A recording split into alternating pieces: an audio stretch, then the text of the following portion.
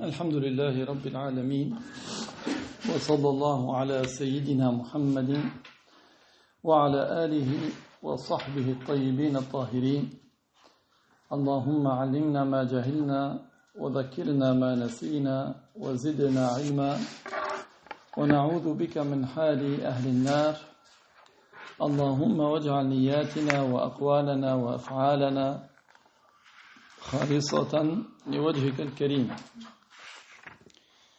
La louange est à Allah, le Seigneur des mondes, que Allah honore et élève davantage le rang de notre maître Muhammad sallallahu alayhi wa sallam et qu'il préserve sa communauté de ce qu'il craint pour elle.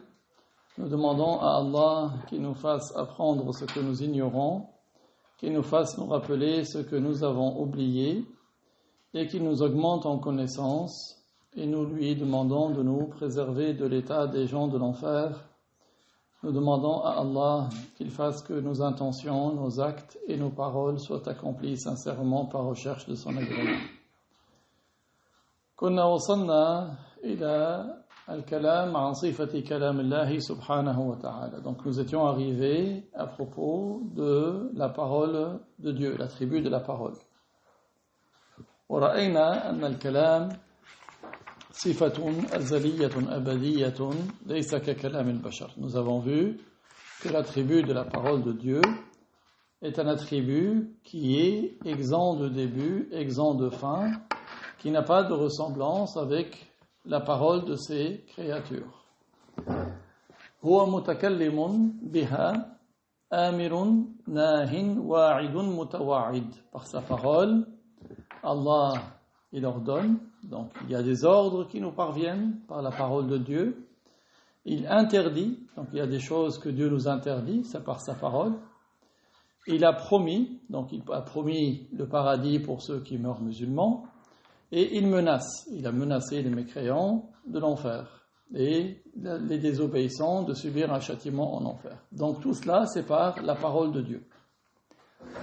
ليس ككلام غيره بل أزلي بأزلية الذات. Donc on a dit que la parole de Dieu n'est pas comme la parole d'autre que lui. La parole de Dieu n'est pas comme la parole de tout autre que lui. Mais c'est une parole qui est exempte de début. L'attribut de la parole de Dieu est un attribut qui est exempt de début. Qu'est-ce que ça veut dire exempt? C'est-à-dire qu'il n'a pas. La parole de Dieu est exempte de début. Du fait que lui-même est exempt de début, du fait que Dieu lui-même est exempt de début, donc ses attributs sont exempts de début. Vous connaissez la règle. La règle, c'est que celui qui a un de ses attributs qui a un début, alors lui-même, il a un début. Celui qui a un de ses attributs qui a un début, alors lui-même, il a un début. Comme Allah, subhanahu wa ta'ala, il est exempt de début, donc ces attributs sont exempts de début. Les attributs de Allah sont exempts de début. Donc sa parole est exempte de début. La parole de Allah est exempte de début. La yushbihu kalam al-khalqi. Donc la parole de Allah n'a pas de ressemblance avec la parole des créatures. La parole de Allah n'a pas de ressemblance avec la parole des créatures. وليس بصوت يحدث من انسلال الهواء أو اصطكاك الأجرام. Donc, la parole de Dieu, ce n'est pas une voix, ce n'est pas un son qui est produit parce que de l'air traverse une trachée, comme c'est notre cas à nous. La parole de Dieu, ce n'est pas un son qui est produit par de l'air qui traverse une trachée.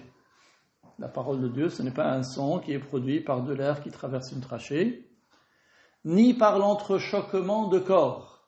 Comme par exemple, vous prenez les deux cymbales. Vous savez, les cymbales, c'est comme des assiettes en cuivre. Vous frappez l'une contre l'autre, c'est un entrechoquement de corps. La parole de Dieu, ce n'est pas ainsi non plus. Ce n'est pas par de l'air qui traverse une trachée, ni par un entrechoquement de corps. وَلَا بِحَرْفٍ ينقطع بإطباق شفة أو تحريك لسان. Ce n'est pas non plus, la parole de Dieu, ce ne sont pas des lettres qui sont produites en refermant des lèvres, comme quand on dit ba, ba. Vous voyez, donc ça c'est on ferme des lèvres. Donc la parole de Dieu, ce n'est pas non plus un son qui se produit lorsque on referme des lèvres ou quand on bouge une langue. Comme par exemple quand tu dis ra, ra. Donc ra, vous bougez la langue. ونعتقد أن موسى سمع كلام الله الأزلي بغير حرف ولا صوت. Nous avons pour croyance que Moussa a entendu la parole éternelle de Dieu. Nous avons pour croyance que Moussa a entendu la parole éternelle de Dieu sans qu'elle ne soit des lettres ni un son. Sans qu'elle ne soit des lettres ni un son. C'est-à-dire ce n'est pas des lettres que Moussa a entendues, ce n'est pas un son que Moussa a entendu. كما يرى المؤمنون ذات الله في الآخرة من غير أن يكون جوهرا ولا عرضا. Tout comme, donc le cheikh il explique, il dit tout comme les croyants verront Dieu dans l'au-delà, sans que Dieu soit une substance ni une caractéristique de substance. Tout comme les croyants verront Dieu dans l'au-delà, sans que Dieu ne soit une substance ni une caractéristique de substance. Vous savez, parce que le monde il est composé de substances et de caractéristiques de substances. Allah sera vu sans qu'il ne soit ni une substance ni une caractéristique de substance. لأن العقل لا يحيل سماع ما ليس بحرف ولا صوت. Parce que la raison ne juge pas impossible d'entendre ce qui n'est ni lettre ni son. La raison ne juge pas impossible d'entendre ce qui n'est ni lettre ni son. وكلامه تعالى الذاتي ليس حروفا متعاقبة ككلامنا. La parole propre à l'être de Dieu, ce ne sont pas des lettres qui se suivent comme notre parole. Nous, lorsque nous parlons, nous produisons des lettres, les unes à la suite des autres. La parole de Allah, qui est propre à son être, ce ne sont pas des lettres qui se suivent comme notre parole. La parole de Allah, qui est éternelle, qui est propre à son être, ce ne sont pas des paroles qui se suivent comme c'est le cas pour notre parole. وإذا قرأ القارئ منا كلام الله فقراءته حرف وصوت ليست أزلية. Et lorsque un récitateur, par exemple, prenez Al-Minshawi, il récite le Coran, sa récitation, ce sont des lettres et un son. Sa récitation, ce sont des lettres et un son. La récitation de l'un d'entre nous n'est pas éternelle. La récitation de l'un d'entre nous, ce n'est pas une récitation exempte de début, elle a un début. قال المؤلف رحمه الله وقد نقل هذا التفصيل عن أبي حنيفة رضي الله عنه وهو من السلف أدرك شيئا من 100 الأولى ثم توفي سنة 150 هجرية. Donc ce détail, là on est en train de détailler à propos d'un attribut de Dieu. D'aucuns pourraient dire, mais qui vous a précédé en cela? On leur dit Abu Hanifa. Abu Hanifa a détaillé à ce niveau de détail. Et qui est Abu Hanifa? Il est né en quelle année, Abu Hanifa? En 80 de l'Hégire. Il a rencontré certains compagnons du prophète. Abu Hanifa a rencontré certains compagnons du prophète. C'est le plus ancien des 4 imams, Abu Hanifa. Il s'appelle Al-Nu'man, fils de Thabit Al-Koufi. Abu Hanifa s'appelle Al-Nu'man, fils de Thabit Al-Koufi. Il a été rapporté donc ce détail de Abu Hanifa, qu'Allah l'agrée, qui fait partie des savants du Salaf. Il a vécu une partie du 1er siècle de l'Hégire et il est mort en 150 de l'Hégire, l'année même de naissance de Ash-Shafi'i. Il est mort l'année de la naissance de Ash-Shafi'i. قال والله يتكلم لا بآلة وحرف ونحن نتكلم بآلة وحرف. Alors qu'est-ce qu'il a dit? Ça c'est dans son livre Al-Fiqh Al-Akbar, livre qui a été commenté par Mullah Ali Al-Qari, le livre Al-Fiqh Al-Akbar de l'imam Abu Hanifa, commenté par le cheikh. Donc Mullah c'est dans leur langue, au lieu de dire cheikh ils disent Mullah. Donc le Mullah c'est comme on dit cheikh. Mullah Ali Al-Qari, en page 58, qu'est-ce qu'il rapporte de Abu Hanifa? Il a rapporté qu'Abu Hanifa a dit Allah parle, mais pas avec un instrument ni une lettre. Allah parle sans instrument, sans outil, sans lettre, sans organe. C'est ça le sens. Allah parle sans organe ni lettre. Tandis que nous parlons avec des organes et des lettres. Donc, c'est une parole claire de Abu Hanifa. Allah parle sans organes ni lettres, tandis que nous parlons avec des organes et des lettres. فَلْيُفْهَمْ ذَلِكَ, que l'on comprenne bien cela.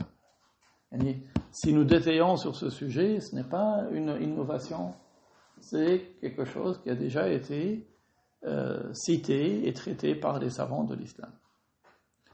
قال وليس الأمر كما تقول المشبهة بأن السلف ما كانوا يقولون بأن الله متكلم بكلام ليس بحرف وإنما هذا بدعة الأشاعرة. Donc, le cheikh, que Dieu lui fasse miséricorde, a dit, il n'en est pas comme le prétendent les mushabbiha. Les mushabbiha, ce sont les assimilationnistes. Il n'en est pas comme le prétendent les mushabbiha. Les mushabbiha, ce sont les assimilationnistes, c'est-à-dire ceux qui assimilent Allah à ses créatures, qui ont pour croyance qu'Allah est un corps, qui est dans le ciel, qui monte, qui descend. Il n'en est pas comme le disent les mushabbiha, parce que qu'est-ce qu'ils disent les mushabbiha? Ils prétendent que le salaf, que les gens du salaf, les savants du salaf, c'est-à-dire les savants des 3 premiers siècles de l'Hégire, ne disaient pas qu'Allah parle sans lettres. Les mushabbiha prétendent que les savants du salaf ne disaient pas qu'Allah parle sans que ce soit avec des lettres. Et que ce serait une innovation des Ash'arira, des Ash'arites. Que cette phrase, Allah parle sans lettres, ce n'est pas une phrase que les savants des 3 premiers siècles auraient dite, mais que ce seraient les Ash'arites qui l'ont innové. Pourquoi? Parce que eux, les mushabbiha, leur croyance, c'est quoi? C'est qu'Allah parle avec des lettres. Ce sont des mécréants, parce qu'ils ont assimilé Allah à ses créatures. Par quelle phrase nous leur avons répliqué? Par la parole de l'imam Abu Hanifa. Abu Hanifa fait partie du salaf, des musulmans des 3 premiers siècles de l'Hégire. Et c'est lui qui a dit qu'Allah parle sans organes ni lettres. وهذا الكلام من أبي حنيفة ثابت ذكره في إحدى رسائله الخمس. Et cette parole, elle est confirmée comme étant dite par Abu Hanifa. Il a mentionné dans une de ses 5 épîtres. Il y a 5 épîtres, il y a 5 textes qui sont attribués à Abu Hanifa. Dans un de ces textes, cette phrase figure. Donc si quelqu'un vous demande qui parmi les gens du salaf a dit qu'Allah parle sans lettres ni organes, vous dites Abu Hanifa. Qui l'a rapporté? Mullah Ali al-Qari. Dans son livre Al-Fiqh al-Akbar, est rapporté par Mullah Ali al-Qari en page 58. Okay. Ash-Sharhu, donc là on va voir l'explication maintenant de ce paragraphe par notre cheikh. الشرح أن القرآن يطلق ويراد به الكلام الذاتي الذي هو معنى أي صفة قائمة بذات الله ويطلق على اللفظ المنزل على سيدنا محمد. Donc le terme Coran, donc c'est un terme qui est employé, donc le mot Coran. Le terme en tant que tel, ce terme-là, يطلق على الصفة الذاتية لله تعالى. Donc il désigne l'attribut éternel, propre à l'être de Dieu.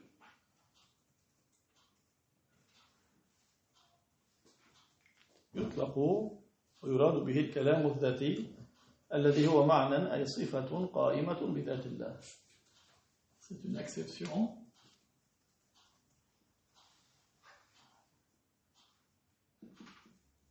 propre à l'être de Dieu.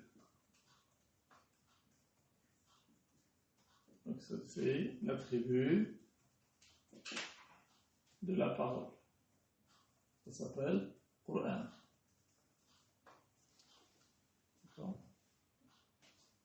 ويطلق ويراد به اللفظ المنزل على سيدنا محمد صلى الله عليه وسلم. Et le mot Qur'an peut être employé pour désigner les termes descendus par révélation à notre maître Muhammad sallallahu alayhi wa sallam.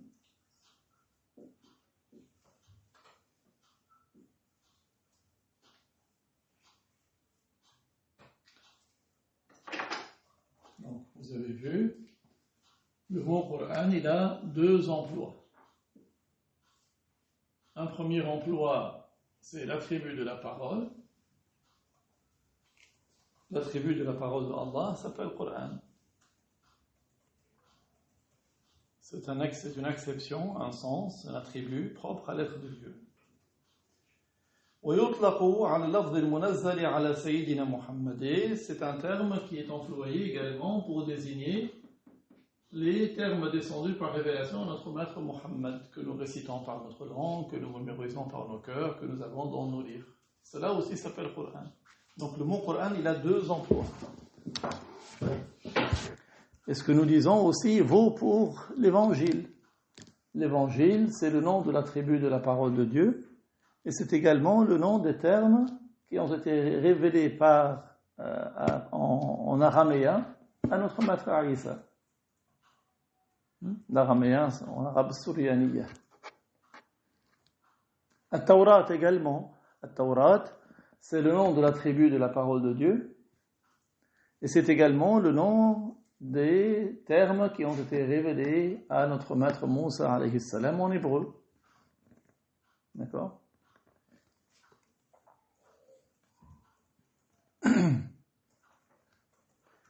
ومن الأدلة الواضحة في بيان أن القرآن يطلق ويراد به اللفظ المنزل قوله تعالى يريدون أن يبدلوا كلام الله.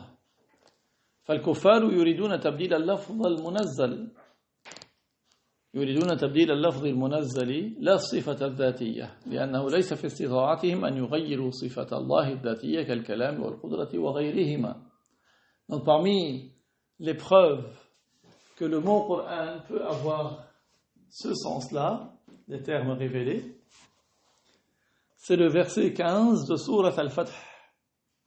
Le verset 15 de Sourate Al-Fath. Qu'est-ce qu'il y a dans ce verset 15 de Sourate Al-Fath? Allah, au sujet des mécréants, dit « Ils, au pluriel, veulent changer la parole de Dieu. » Ils veulent changer la parole de Dieu. Donc les mécréants, ils veulent changer quoi? Les termes, pas l'attribut. D'accord? Ils veulent changer la parole de Dieu. Ça, c'est la preuve. C'est dans Sourate Al-Fath, verset 15. Les mécréants veulent changer les termes révélés. Ils ont réussi à le faire pour la Torah, pour l'Évangile, mais pour le Coran, Allah Ta'ala fait qu'ils ne peuvent pas le faire. Ils ont changé les termes révélés pour la Torah, ils ont changé les termes révélés pour l'Évangile, mais pour le Coran, ils ne peuvent pas le faire. Pour la Torah, ils n'ont pas dès le début changé les termes, ils ont changé l'explication au début. D'accord? Ils ont altéré l'explication, puis ils ont altéré les termes. Pour le Coran, ils ne peuvent pas. Allah Ta'ala préserve ce livre. Yuriduna an yubaddilu kalam Allah, ils veulent changer la parole de Dieu. Qu'est-ce qu'ils veulent changer? Pas l'attribut. L'attribut, ils ne peuvent pas changer l'attribut propre à l'être de Dieu, comme la parole, comme la puissance ou autre. Ils ne peuvent pas les changer. Mais ils veulent changer les termes révélés. Donc c'est pour cela que les termes révélés, on les appelle Qur'an, on les appelle parole de Dieu. Tout comme l'attribut de la parole de Dieu, on l'appelle aussi Qur'an, on l'appelle aussi parole de Dieu. D'accord? Donc ces deux emplois valent pour le mot Qur'an et pour l'expression parole de Dieu. Même parole de Dieu, c'est la même chose.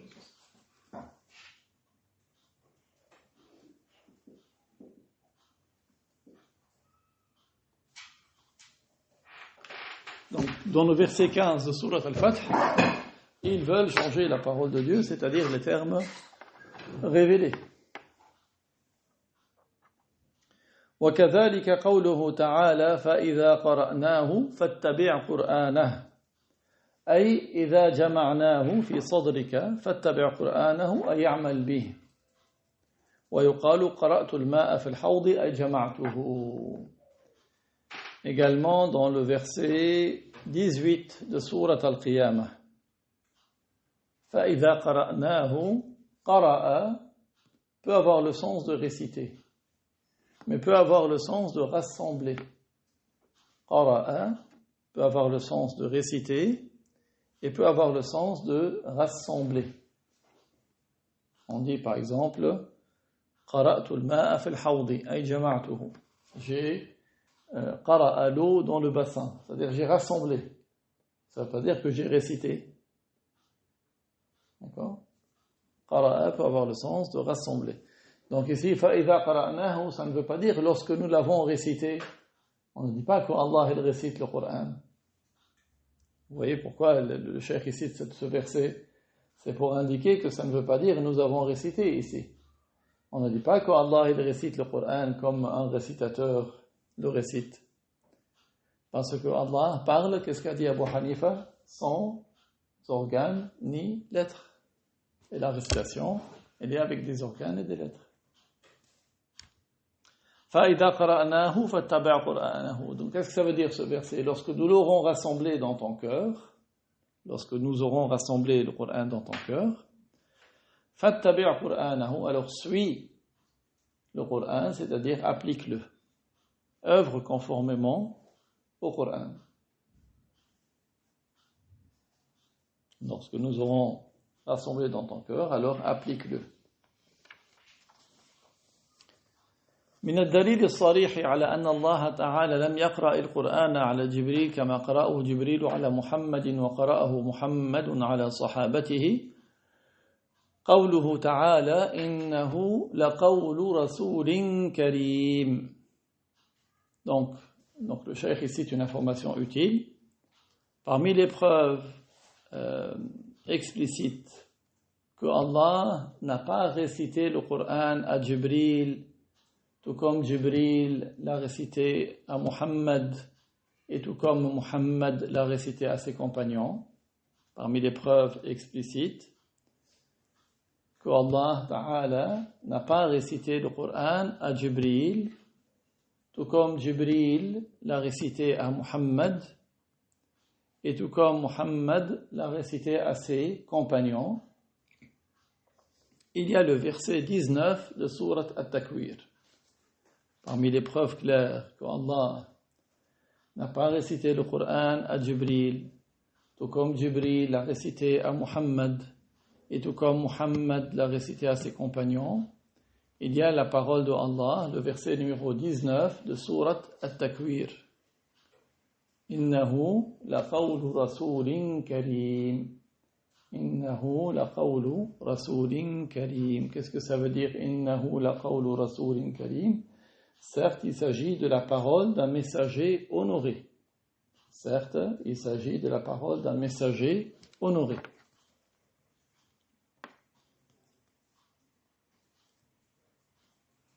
فلو كان القرآن بمعنى اللفظ المنزل عين كلام الله الذي هو صفته لم يقل إنه لقول رسول كريم أي جبريل بإجماع المفسرين. Donc le cheikh il poursuit, il dit si le Coran dans le sens des termes révélés, donc ce sens-là, si le Coran dans le sens des termes révélés. On a dit que le mot Coran, il a deux sens, n'est-ce pas? Il y a le sens de l'attribut et le sens des termes. Donc, si le Coran, dans le sens des termes révélés, si le Coran, dans le sens des termes révélés, était l'attribut même de la parole de Dieu, si le Coran, dans le sens des termes révélés, était l'attribut même de la parole de Dieu. Si le Coran, dans le sens des termes révélés, était l'attribut même de la parole de Dieu si le Coran, dans le sens des termes révélés, était l'attribut même de la parole de Dieu, il n'aurait pas dit que c'est la parole d'un messager honoré. Il aurait dit c'est ma parole. Il n'aurait pas dit que c'est la parole d'un messager honoré. Il aurait dit c'est ma parole.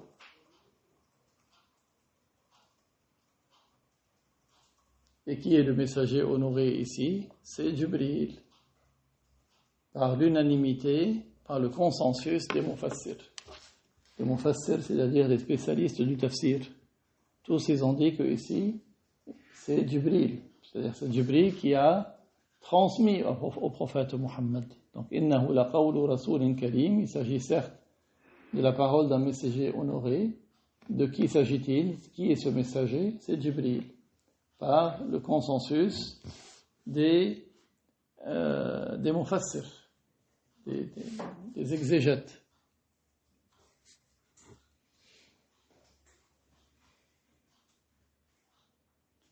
فالآية صريحة في أن القرآن بمعنى اللفظ المنزل المقروء هو مقروء جبريل وليس مقروء الله تعالى. Donc le verset est explicite. Le verset est explicite pour dire que le verset est explicite pour que le Coran, dans le sens du terme révélé,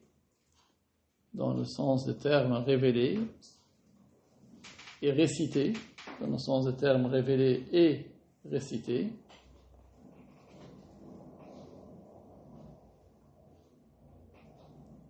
c'est la récitation de Jibril et non pas la récitation de Dieu. C'est la récitation de Jibril et non pas la récitation de Dieu. Pourquoi? Parce que Dieu parle sans lettres ni organes. Et le terme révélé, ce sont des lettres.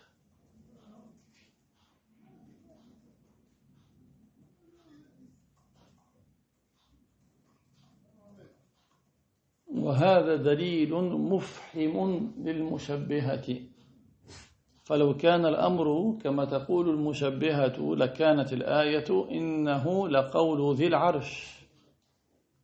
Donc le cheikh il dit cette preuve est sans appel contre les mushabbiha. Cette preuve est sans appel contre les mushabbiha. Ils n'ont pas quoi lui opposer. Ils n'ont pas quoi lui opposer. Si il en était comme le prétendaient les mushabbiha, c'est-à-dire les assimilationnistes, alors le verset aurait été, certes, c'est la parole du Seigneur du trône, mais ici, c'est certes la récitation d'un messager honoré.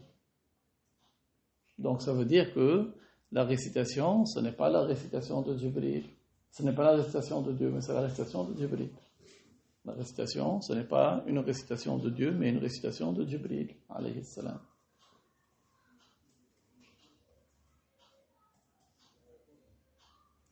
قال ومن أشد المشبهة تعلقا بقولهم الفاسد ابن تيمية فأنه قال إن كلام الله حروف متعاقبة يسبق بعضها بعضا ويتخلله سكوت. Donc parmi les plus fanatiques des assimilationnistes, parmi les plus fanatiques des assimilationnistes, ceux qui s'attachent le plus à leurs paroles corrompues,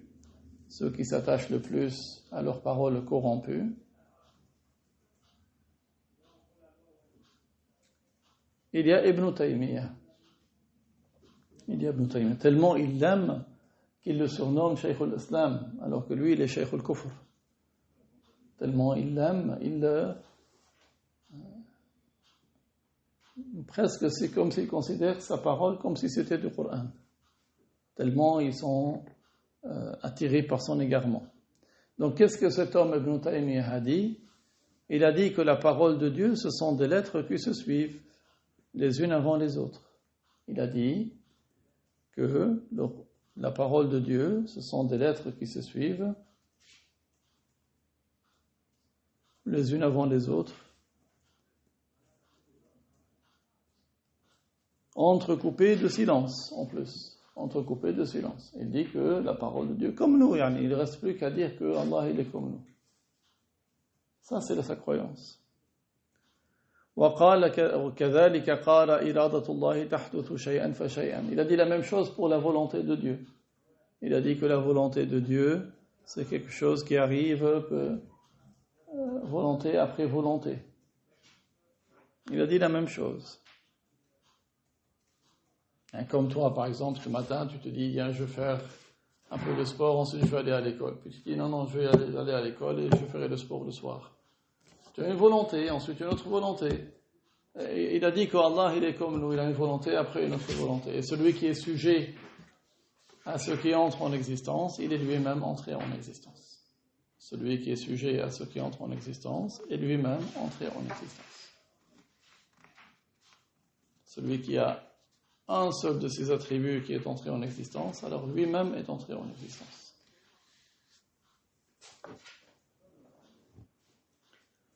فجعل الله متصفا بصفتين حادثتين فيكون هو نسب الحدوث إلى الله لأن من يقوم به صفة حادثة فهو حادث. Il aura attribué à Dieu deux attributs entrés en existence. Ibn Taymiyyah aura ainsi attribué à Dieu deux attributs entrés en existence, la parole et la volonté.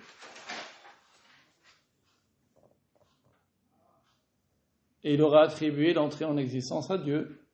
Il aura ainsi attribué l'entrée en existence à Dieu.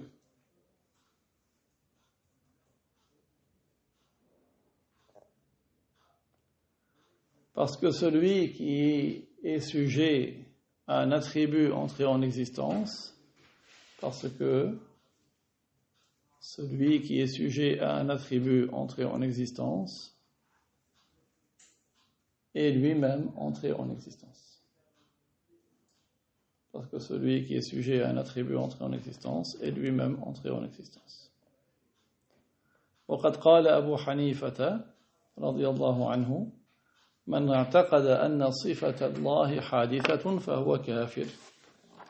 من اعتقد أن صفة الله حادثة فهو كافر. Et Abu Hanifa, que Dieu l'agrée, a dit, celui qui croit qu'un attribut de Dieu est entré en existence, il est mécréant. Celui qui croit qu'un attribut de Dieu est entré en existence, il est mécréant. وكذلك من شك في ذلك أو توقف. وكذلك من شك في ذلك أو توقف. Tout comme celui qui doute à ce sujet ou qui ne se prononce pas. Tout comme celui qui doute à ce sujet ou qui ne se prononce pas. C'est-à-dire, qu'est-ce que ça veut dire s'il doute? Il doute, il dit, je ne sais, peut-être que Dieu a un attribut entré en existence, peut-être qu'il n'a pas d'attribut entré en existence. Ou tawaqafa, c'est-à-dire celui qui ne se prononce pas, celui qui dit, moi, je ne rentre pas dans ces sujets, ça c'est des sujets de savants. Je ne dis pas qu'Allah il a un attribut entré en existence, je ne dis pas qu'Allah il n'a pas d'attribut entré en existence. Lui aussi il devient mécréant. Parce que le croyant, il sait ce qu'il adore. Qu'est-ce que le Ghazali a dit? La tasahhu al-ibadatu illa ba'da ma'rifati al-ma'boud. L'adoration n'est valable qu'après avoir connu celui qui est adoré. Si quelqu'un il ne sait pas ce qu'il adore, il ne sait pas si ce qu'il adore est un être qui a des attributs entrés en existence ou pas, il n'a pas adoré Dieu, celui-là. Vous avez compris? Si quelqu'un il ne sait pas, il dit, je ne sais pas si Dieu il a des attributs de toute éternité ou si ces attributs sont entrés en existence. Il n'a pas connu Dieu. Il n'a pas adoré Dieu, celui-là. قال وذلك في إحدى رسائله الخمس التي هي الصحيحة النسبة إليه كما قال المحدث الحافظ محمد مرتضى الزبيدي وذلك في شرحه على أحياء علوم الدين في أول الجزء الثاني. Donc, cette parole de l'imam Abu Hanifa est extrêmement importante. Elle est confirmée comme étant sa parole. Il a mentionné dans une de ses 5 épîtres. Il a mentionné dans une de ses 5 épîtres.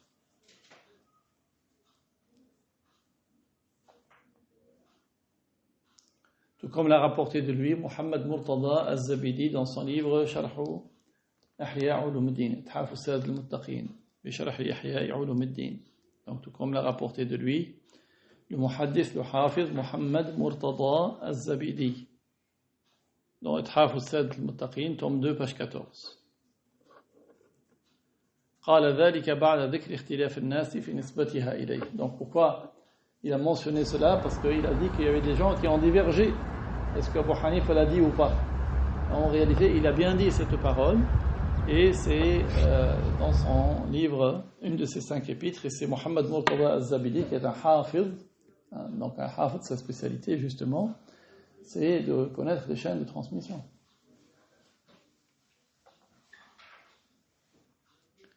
وهذا دليل فساد فهم ابن تيمية وفساد عقله. Donc tout ce que nous venons de dire est une preuve de la corruption de la compréhension d'Ibn Taymiyyah et la corruption de sa raison. La corruption de sa compréhension et la corruption de sa raison. Sa raison est corrompue, sa compréhension est corrompue.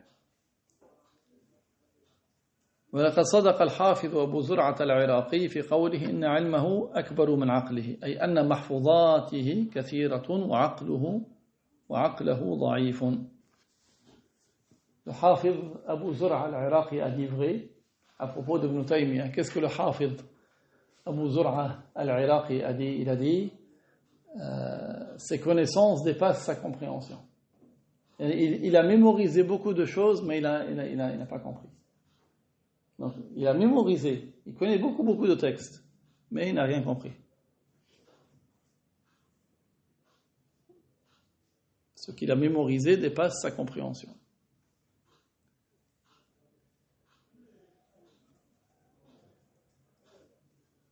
Et le cheikh conclut ce paragraphe en disant وَلَا مَعْنَى لِقَوْلِ إِنَّ اللَّهَ يَتَكَلَّمُ بِصَوْتٍ لَا كَأَصْوَاتِنَا كما أنه لا معنى لقول المجسمة الله جسم لا كالأجسام. Le cheikh a dit ça n'a pas de sens que de dire qu'Allah parle avec un son qui n'est pas comme nos sons à nous. Ça n'a pas de sens de dire qu'Allah il parle avec une voix qui n'est pas comme notre voix ou un son qui n'est pas comme nos sons. Tout comme ça n'a pas de sens de dire que ce que les anthropomorphes, les mujassima disent, ils disent qu'Allah est un corps, pas comme les corps. Ça n'a pas de sens de dire qu'Allah est un corps, pas comme les corps. Inch'Allah, nous détaillerons un peu plus ces 2 points-là, le cours prochain. Avant de terminer, on prend quelques informations utiles.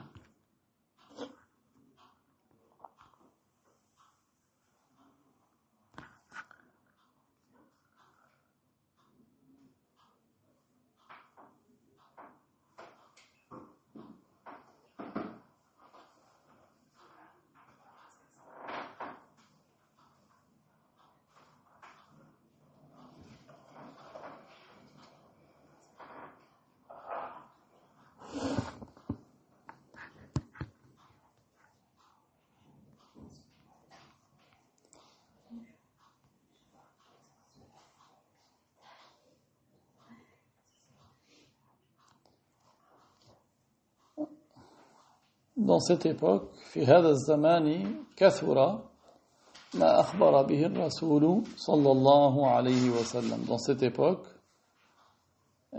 c'est devenu fréquent ce que le messager sallallahu alayhi wa sallam a dit. Il a informé d'une chose: إن الإسلام بدأ غريبا وسيعود غريبا كما بدأ فطوبى للغرباء. Qui signifie l'islam a débuté étrange et il redeviendra étrange de comme il a débuté. L'islam a débuté étrange et il redeviendra étrange comme il a commencé. Bonheur aux étrangers. Bonheur aux étrangers. Le prophète a fait une invocation pour les étrangers. Qila man hum ya Rasulallah. Les gens, les compagnons du prophète, quand ils ont entendu cela, quand le prophète a dit l'islam a débuté étrange, il redeviendra étrange comme il a débuté, bonheur aux étrangers. Ils lui ont dit, qui sont donc ces étrangers? Qui sont-ils? قال الذين يصلحون ما أفسد الناس من سنتي بعدي الذين يصلحون ما أفسد الناس من سنتي بعدي. Ce sont ceux qui vont réparer ce qui a été perverti, ce qui a été corrompu. Ce seront ceux qui vont corriger, réparer ce que les gens auront perverti et corrompu de ma voie, de ma tradition, après moi. La tradition ici, c'est-à-dire ce que le prophète a instauré. Ce que le prophète a instauré en termes de croyance et de loi. Ce que le prophète a instauré en termes de croyance et de loi. On le voit aujourd'hui, les gens corrompent l'héritage du prophète, certains sujets, et alhamdulillah, Allah a fait que il y a des gens qui réparent, et notre cheikh fait partie de ces gens-là, qui réparent ce que les gens auront corrompu. Regardez combien de gens suivent Ibn Taymiyyah et disent Cheikh al-Islam, alors que c'est quelqu'un qui a corrompu, qui a altéré la croyance. Il a considéré qu'Allah parle avec des lettres et des mots, qu'il a une volonté qui s'arrête et ensuite une autre volonté. Il a comparé Dieu à ses créatures. Ou d'autres personnes qui remettent en cause le fait de commémorer la naissance du prophète, alayhi salatu wassalam, alors que les musulmans, depuis des siècles, ont été tous unanimes sur le caractère permis de commémorer le Mawlid. Vous voyez donc, aujourd'hui, alhamdulillah, le cheikh et ses élèves font en sorte que cette corruption diminue. Et donc cette invocation du prophète concerne tous ceux qui œuvrent pour faire cesser cette corruption et réparer ce que les gens ont corrompu. Donc si l'un d'entre nous œuvre pour redonner le bien, interdire le mal, il est sujet et il est touché par l'invocation du prophète alayhi salatu wassalam. Donc si vous voulez être l'objet de cette invocation, alors œuvrez dans ce sens, réparez ce que les gens ont corrompu. Wallahu ta'ala a'lam wa ahkam wa barakallahu fiikum.